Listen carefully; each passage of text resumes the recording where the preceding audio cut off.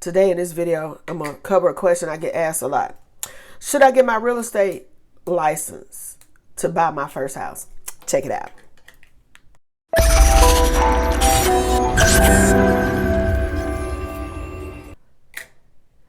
Hi, I'm Rhonda Burgess, and I'm a real estate broker and mortgage underwriter here in the Nashville, Tennessee area. My firm is Southern Living Realty Partners. All right.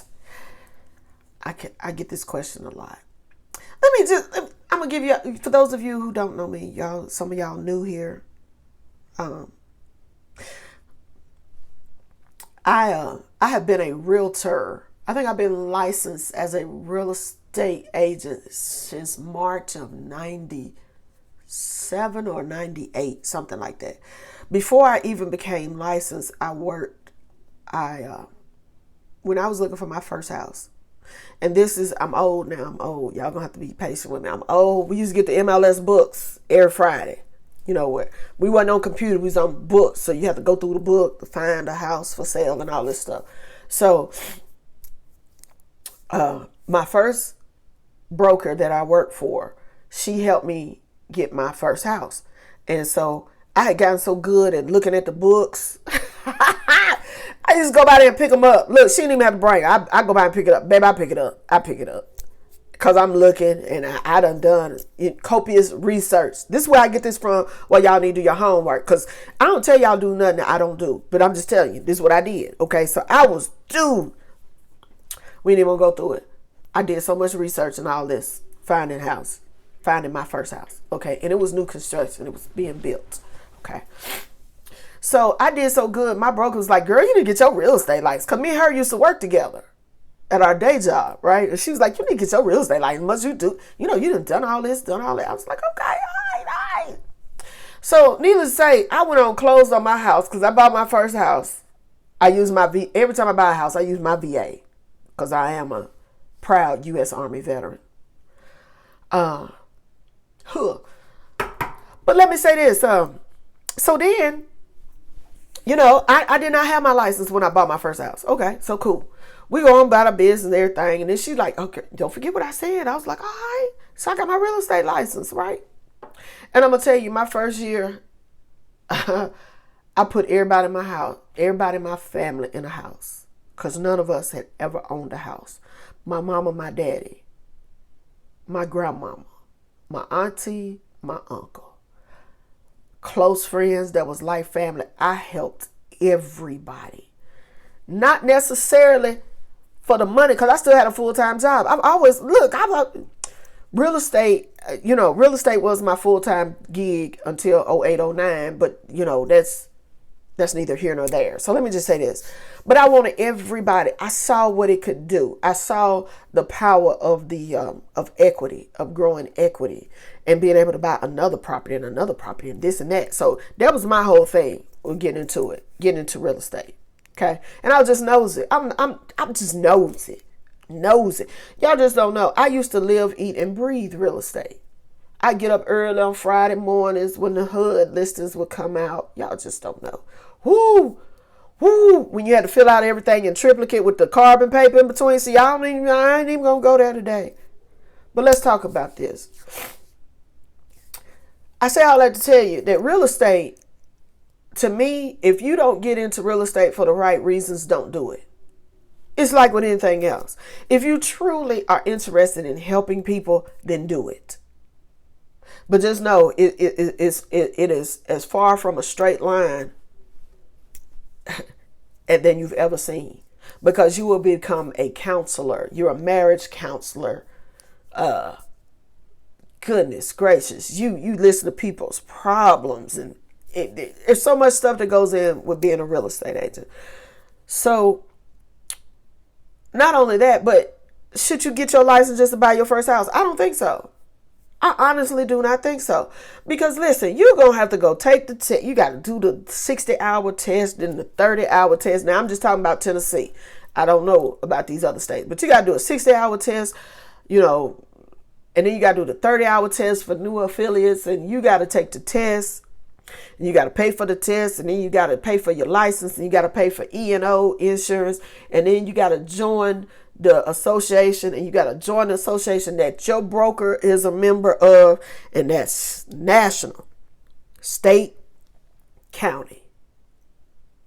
Okay, you got to join all this. You got to pay all these dues and all of this, and then you got to pay.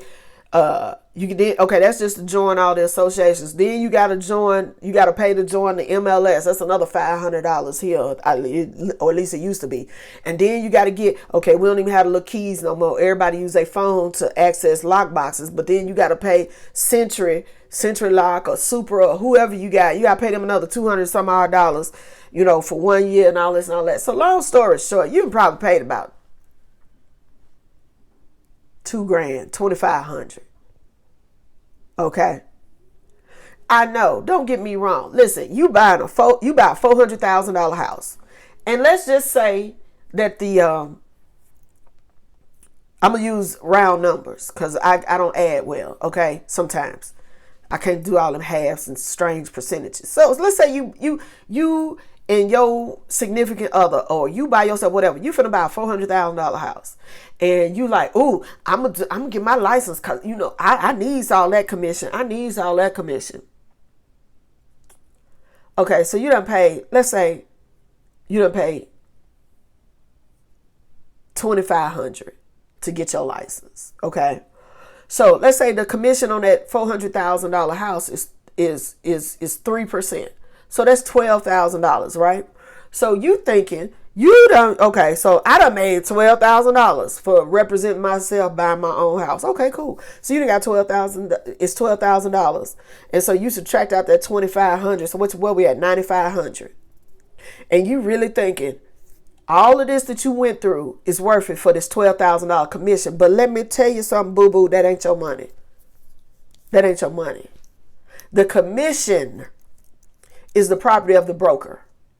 Again, I'm just telling y'all Tennessee stuff. I don't know about other states. Y'all may be different. I don't know. But I'm telling you, in Tennessee, that money is the property of the broker. So if you in my office, you done signed on, you're an affiliate agent, you're a real estate affiliate, and you think you get this $12,000. No, that $12,000 is Rhonda's. It belongs to Southern Living Realty Properties Partners. Okay? So then you got to split with your broker. And I know, okay, listen, there are plenty of places out here that will do even brand new agents. They may give you an 80 or 90 or 100% split. That's cool. That's cool. Me personally, I never would, because for a new agent needs more hand holding. But I know there's a lot of brokers that just, they just do this for the bodies. They do this for the bodies. They'll tell you, yeah, we'll give you 90%, we'll give you 90%, we'll give you 90%, because theirs is a numbers game. But they're not looking at all that liability that goes with that new agent. But that's just my opinion. I'm not going there. Okay. But let's say, when I first got, a lot of places when you brand new like that, like the ink still wet on your license, you might be doing good to get a 50 or 60% split, just depending on where you at. Okay? But let's just say, for the sake of argument, it's something I can add up real fast. You understand what I'm saying? So you got that $12,000, right? Is the commission, that 3% on that $400,000, just for shits and giggles. Okay? All right. So let's say you on an 80% split, right? So an 80, 2 times 16 carry 1, 9,600 would be the part that goes to you. Now, check this out. A lot of brokerages have rules about you doing your own personal transactions. I'm not in it. I don't know. Okay? So just keep that in mind. You may have something in your real estate independent contractor license about you buying your own properties. Okay? You may not be able to even represent your own self. I don't know. That's between you and your broker. Okay. So let's say you at 9,600, right? You're 9,600, right? Okay. But you done paid.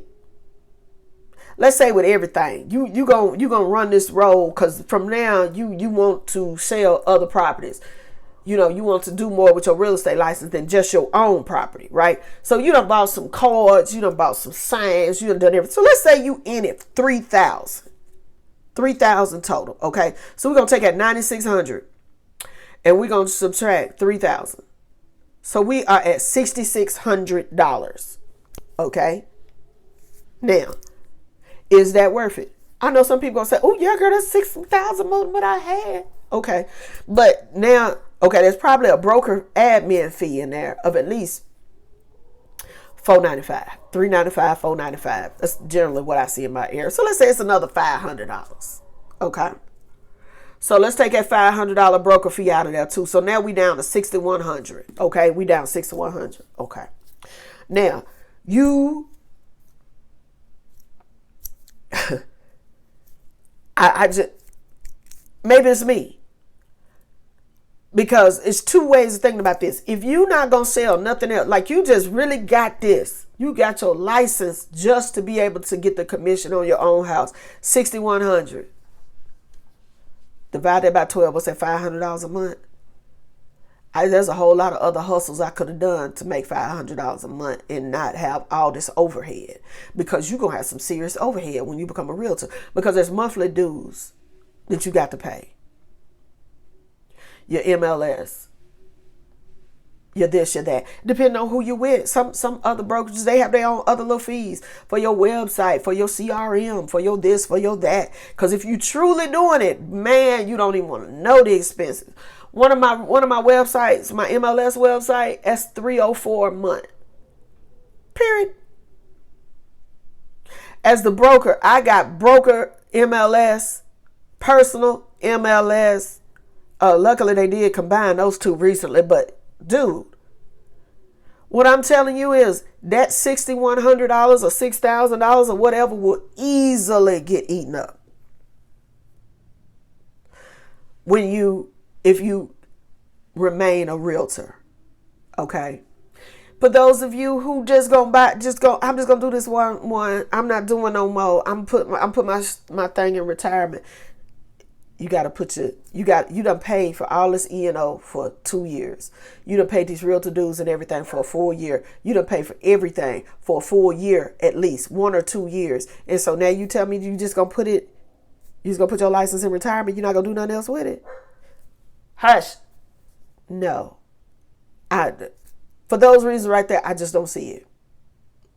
I don't advise anybody to get their real estate license just to buy their first house. You may think on paper, you looking at that commission, that's another thing. Everybody think us realtors make all this big commission. Oh, I wish all that was mine. Because then if I didn't have to split with my broker, even if I'm in a 100% company, I'm still gonna have to pay something. I got to pay a yearly fee, $2,000-$3,000. I got to pay something. You got to pay somebody. All of that money is not the real estate agent's money. It's not. And then even though I'm on the broker side, woo, boo boo. I wish you knew. It ain't. It's more freedom on this side when you're your own broker and you're your own company. But that's one reason why I have never had a lot of agents. I don't like to babysit grown folk. That's just me. That's just me. My main reason for getting my broker's license is because I can do what I want to do. I can do it how I want to do it. It's just me and my partner. And so that's beautiful. I don't like to babysit a lot of grown folk. I don't like babysit grown folk at all. I don't have the patience. And the older I get, I know I don't. But I'm just telling you, should you get your real estate license by your first house? No, in my opinion, because you're not even getting all of that money when you really know how the real estate agent game works. Again, my name is Rhonda Burgess, and I'm a real estate broker and mortgage underwriter here in the Nashville, Tennessee area. If you need help with buying or selling your home here in the Nashville, Tennessee area, even if it's your first home, we'll be glad to help you. My contact information is in the description below. Thank you, and as always, have a blessed day.